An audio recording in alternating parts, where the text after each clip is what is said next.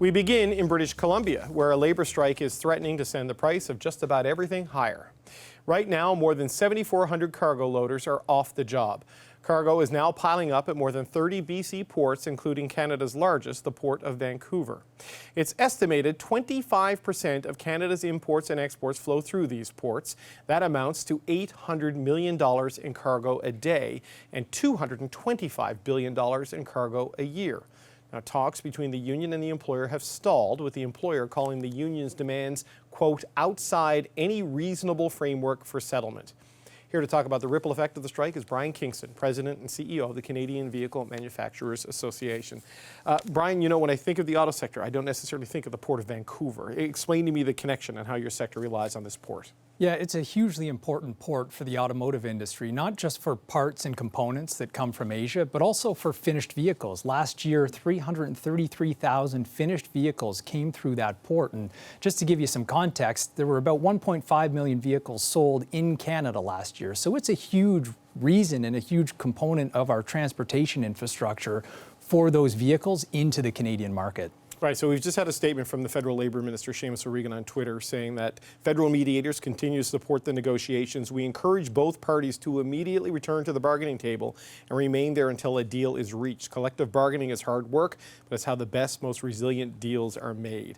That kind of a statement doesn't make it sound like talks are going well. What's your reaction? Yeah, it worries me. It worries me that we're at this point, and you know, every single hour that this port is not operational has an impact, particularly when you look at the auto industry. We have highly integrated supply chains throughout North America. Auto depends on extremely efficient and timely delivery to keep production running, and we haven't fully rebounded effectively from the COVID pandemic. North American assembly was about 15 million units last year. That's a million short of what we were pre-pandemic. Right. So a shutdown like this has an impact on the supply chain, and it's not good if these discussions are breaking off. Right, so when we saw the anxiety and the strain when the Ambassador Bridge was blockaded during the convoy protests, what impacts are you seeing from what's happening on the West Coast and the ports? What have you observed? Yeah, well, this is my worry, is that long-term reputation damage is being done here to Canada. We had the Ambassador Bridge blockade. We've had labor disruptions at the Port of Montreal. And this is at a time where Canada is competing aggressively for new automotive investment, and we've been very successful.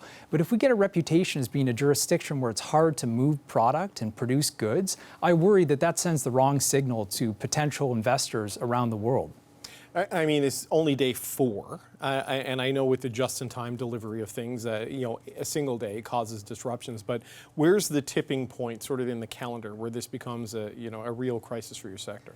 I would say we're already at a crisis point, because we've had labor disruptions on U.S. West Coast ports leading up to this. And so we saw a lot of volume move through the Port of Vancouver, basically as a release valve. Now you've got the Port of Vancouver going down, and there are huge delays all across North American infrastructure. We've got rail car shortages, you name it, there's challenges. So this can't be allowed to go on for much longer. It really does have an immediate impact on the industry, and ultimately this is going to drive up costs, which means more expensive cars, and it's going to reduce production, and that's not good news for Canada. Well, the reduced production, I mean, is that what you're seeing now? Is that the point where it's just lower volumes coming out? I mean, when do you get to the point where shifts and things like that have to be scaled back, or is that an option? As soon as critical components aren't being delivered to a plant when they're needed, and these plants operate just in time, right? The part comes in just before it needs to be assembled into a vehicle. So if those components aren't arriving, then that can ultimately mean production slowdowns or stoppages.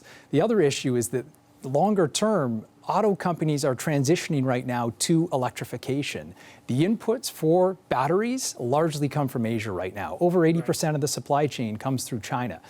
So as we're trying to make this transition, reduce emissions, ramp up electric vehicle production, a lot of that comes through Vancouver, and that's going to be slowed down. There have been calls from the Canadian Chamber of Commerce for the government to use back-to-work legislation to end this, not necessarily impose a settlement, but get them to a binding arbitration. Jagmeet Singh was out today, the NDP leader, the confidence supply partner of the Liberal government, basically saying, don't you dare. And Parliament has already risen for the summer. Where are you on this particular issue? I would like to see a greater sense of urgency right now. obviously binding arbitration is an option, and agree that an agreement negotiated at the table is the best outcome. But this is going to have serious and real economic consequences for Canada at a time where we really can't afford it. So we need a greater sense of urgency. We've got to get the parties back to the table and get an agreement hammered out. Okay, speaking of a sense of urgency, I want to ask about Stellantis, because it's been going on now for a couple of weeks, and it's been kind of radio silence as Stellantis, the federal government, the Ontario government worked through things. There was this real heightened urgency when they downed tools at the plant in Windsor. Where do things stand now, and what's your anxiety level on the future of that operation? You know, what this all comes down to is competing with the United States and basically matching the Inflation Reduction Act dollar for dollar, which offers huge incentives to bring production into the United States. And frankly, it's tied to what we were just discussing with the Port of Vancouver. Companies are being incentivized to move into the United States with things like incentives. On top of that, you have labor disruption in Canada, which makes people think twice about the resiliency of our transportation infrastructure. So negotiations continue. I hope we'll get to an outcome that's positive. This is a huge investment for Canada, and it will be a huge anchor to this emerging battery supply chain. Is your anxiety level rising or lowering as the weeks and days drag on? My anxiety level is always high until the plant is built and operational and employing Canadians.